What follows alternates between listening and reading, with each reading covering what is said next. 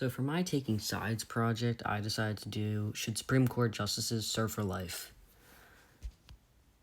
Now, for the table of contents, I'm going to discuss the Supreme Court to start off and how it functions. Then I'm going to move into why justices should not serve for life, as that is my side of this argument.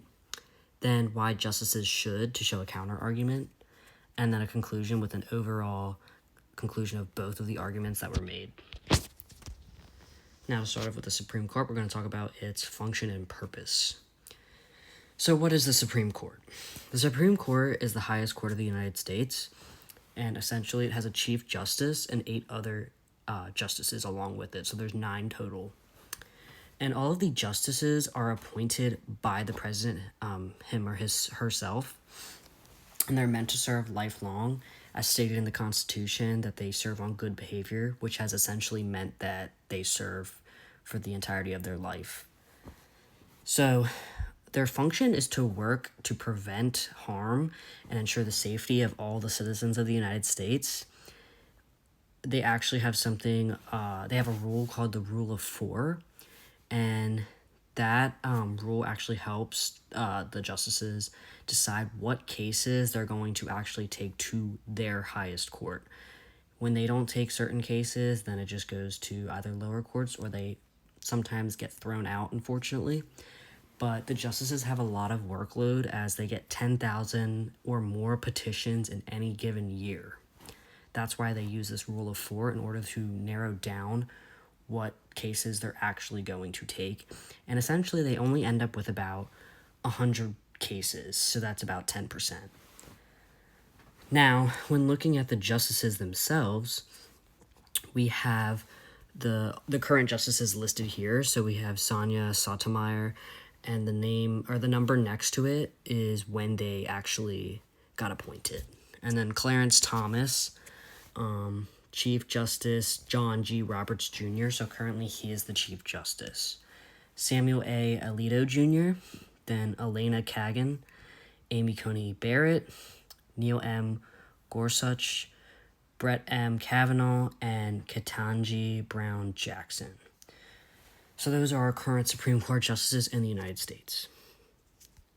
Again, this is a huge number that I wanted to highlight on this next slide, just mentioning that there are 10,000 petitions in a given year, and that is just something that's important to note because, again, that is a lot for the Supreme Court to take on, so that's why they only take about 100 cases, and they always choose the ones that they think are most prevalent and the ones they really should have a focus on in order for there to be governmental changes. Now, the argument of why justices should not serve lifelong terms. So, to start off, there are 3 different categories here for why they should not serve.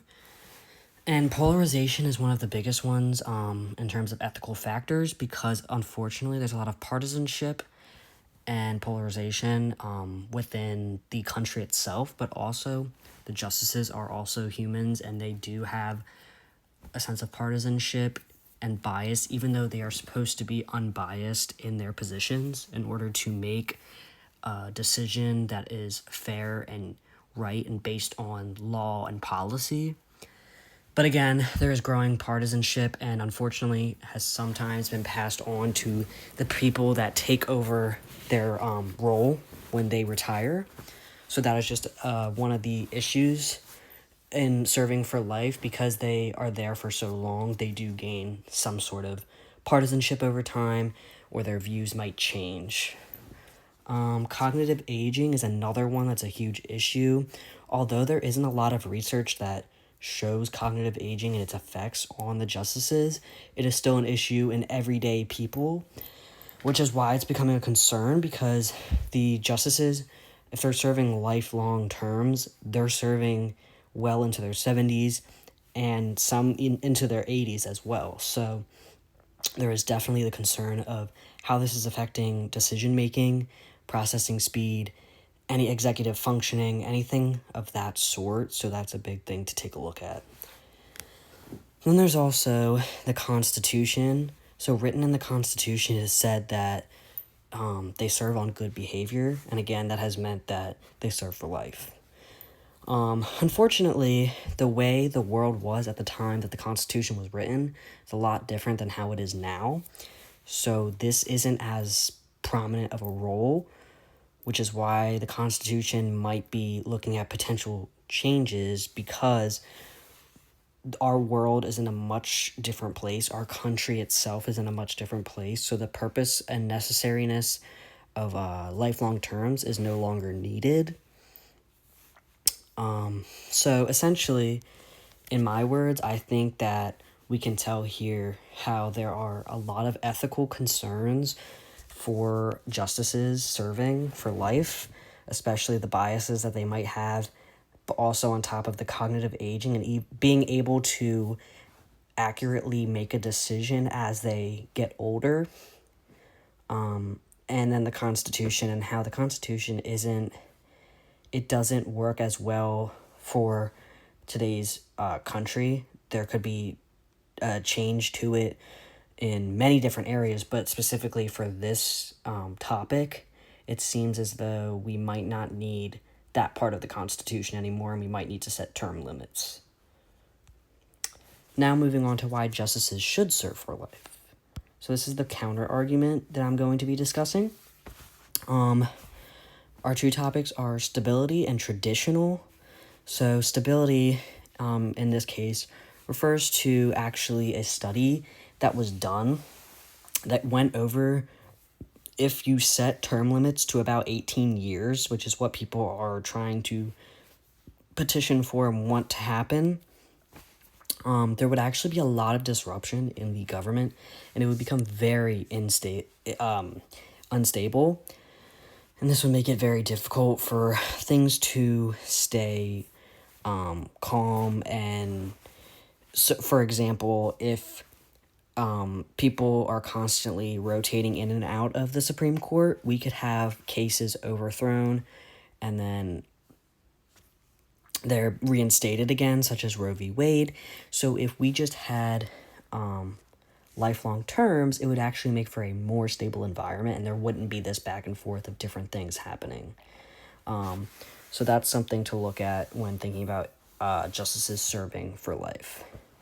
Traditional is more so in the sense that there are a lot of people still in our nation that do believe in the Constitution, and they think that it should be followed to a T and that no changes should be made. So there are a lot of nationalistic and traditional people in the country who just believe that things should stay the same because our judiciary is supposed to be free of bias.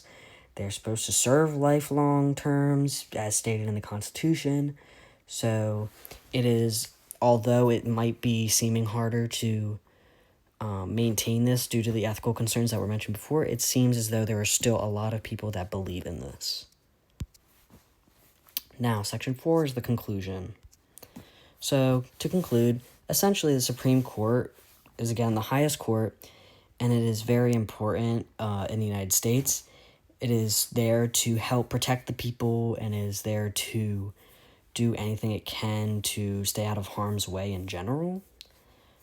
There are some ethical concerns for justices serving lifelong terms that need to be taken a look at very closely, in my opinion, because I am on the side of not serving for life, just because of the ethical concerns that I found and how that can really diminish and make it harder for these justices to make accurate decisions when voting on cases. Then, term limits, however, are actually something that might not be that bad, as there could be more stability in the government, as well as in the country as a whole. And sticking to the traditional values and making our country more nationalistic isn't necessarily an awful thing. So it might not be that bad in the long run to set term limits. Although, based on all of this information, it seems as though everything is going to have to somebody will need to take a look at it and decide what is best for our nation here, however that needs to be done, whether it be constitutional changes or whether we decide something else that's a compromise. So that is what I got from doing this presentation and this project. And here's my references pages.